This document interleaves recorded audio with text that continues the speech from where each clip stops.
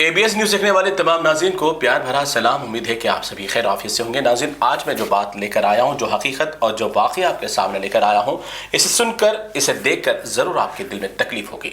और मेरी गुजारिश है कि इस वाक़े को 2-4 मिनट अपना कीमती वक्त निकाल कर देखें, ताकि हो सकता अगर आपकी नज़र में कोई ऐसा वाक़या पेश आए तो कम से कम उस ऐसे नापलीद औलादों तक पहुँच कर उन्हें आपको सबक से दे सकें।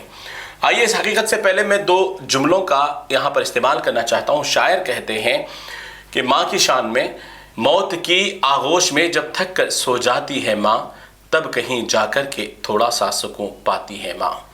कब ज़रूरत आ पड़े लगते जिगर को मेरे, बस यही सोच कर रात भर जागती रहती है माँ। इसी लिहाज से नाज़रीन मैं बात करूँगा माँ की मोहब्बत को लेकर। तो माँ ऐसी एक अजीम नेमत है जो अल्लाह ताला ने तमाम सारी कायनात की खूबसूरती जो जन्नत में रखी है, वही जन्नत को निकाल कर माँ के कदमों में डाल दिया। लेकिन बदनसीब और जहन्नमी कुछ औलादें ऐसी दुनिया में मौजूद हैं जो जीते जी अपनी माँ को बेघर कर देते हैं, यानी अपने हाथों से ही जन्नत को ढकेल कर दोज़ख को अपने घर बुला लेते हैं। यानी कुछ आजकल नौजवान ऐसे हो चुके हैं कि शादी ब्याह की तकारीबात अपनी जब जिंदगी में पूरी हो जाती है तो अपनी माओं को बोझ समझते हैं और उसे बेघर कर देते हैं। तो एक ऐसा ही बेघर करने का वाकया 10 दिन कबल हैदराबाद के पुराने शहर फलकनुमा में पेश आया, जहां पर नारी निकेतन फाउंडेशन के सदर मोहतरमा सफिया माही को एक कॉल मौसूल हुआ। बताया गया है कि एक ज़ईफ खातून 2 दिन से बारिश के अंदर सुकड़ कर रह गई है। तो सफिया माही फौरन वहां पहुंचती हैं। तो ये तमाम मंजर आप देखिए और गौर करिए। सफिया माही पहुंचकर जब वो खातून ज़ईफ को देखती हैं तो वो ज़ईफ खातून के जिस्म पर कपड़े भी नहीं होते, क्योंकि बारिश की वजह से उस ज़ईफ खातून के कपड़े भीग जाते हैं और वो हसीर यानी जो चटाई होती है उसे लपेट लेती हैं। सफिया माही ने फौरन उन्हें लिबास फराहम किया और जब उनसे पूछा कि कहाँ से आए और क्यों हैं, तो ज़ईफ खातून, जिनका नाम हमीदा बेगम बताया गया, जो मलकपेट की रहने वाली हैं, उन्होंने कहा कि मेरे 10 बच्चे हैं, मुझे घर से हकाल दिया। इन्ना लिल्लाहि व इन्ना इलैहि राजिऊन। यानी 10 औलादें होते पर अपनी एक ज़ईफ माँ को घर से बेघर कर दिया। और इस तरीके से वो ज़ईफ माँ अपना छत, अपना सर, घर बार छोड़कर वो लावारिसों की तरह एक दरगाह के आंगन में पड़ी रही। और रात की बारिश, उस खतरनाक बारिश के अंदर वो भीग गई तो कपड़े भी मैसर नहीं, तो कपड़ों को फेंक कर वो चटाई को लपेट लिया। इस हालत में देखकर फौरन सफिया माही अपने फाउंडेशन नारी निकेतन को लेकर आती हैं। तकरीबन 9 या 10 दिन उस खातून को अपने घर पर रखती हैं, यानी उस फाउंडेशन में रखती हैं, उनकी देखभाल करती हैं। लेकिन लगातार सफिया माही का कहना है कि लगातार 9 या 10 दिन वो ज़ईफ खातून जो हमीदा नाम से बताई गई हैं, उन्होंने कहा कि मेरे 9 बेटे और 1 बेटी है। और बारहा हर लम्हा अपनी ऐसी बदनसीब औलाद को याद करते रह गई। कई मरतबा अपने औलाद के नाम पुकारते रह गए। किसी बेटे का नाम सईद पुकारा तो किसी बेटी का नाम सादिया पुकारा। इस तरीके के जो मुख्तलिफ नाम हैं वो अपनी ज़बान पर लगातार अपनी औलाद को याद करती रही। इन तमाम मंजर में देखिए ज़ईफ खातून को किस तरीके से वहाँ पर देखभाल किया जा रहा था, कहा जा रहा था, इंतज़ार करवाया जा रहा था कि एक दिन बेटे ज़रूर आएंगे आपको लेने। लेकिन खुदा की करनी कुछ ऐसी रही कि इन मनहूस, बदनसीब, जहन्नमी औलाद इतने मरतबा ये तमाम मनाजर न्यूज़ में देखने के बावजूद भी माँ की तरफ नहीं पलटे।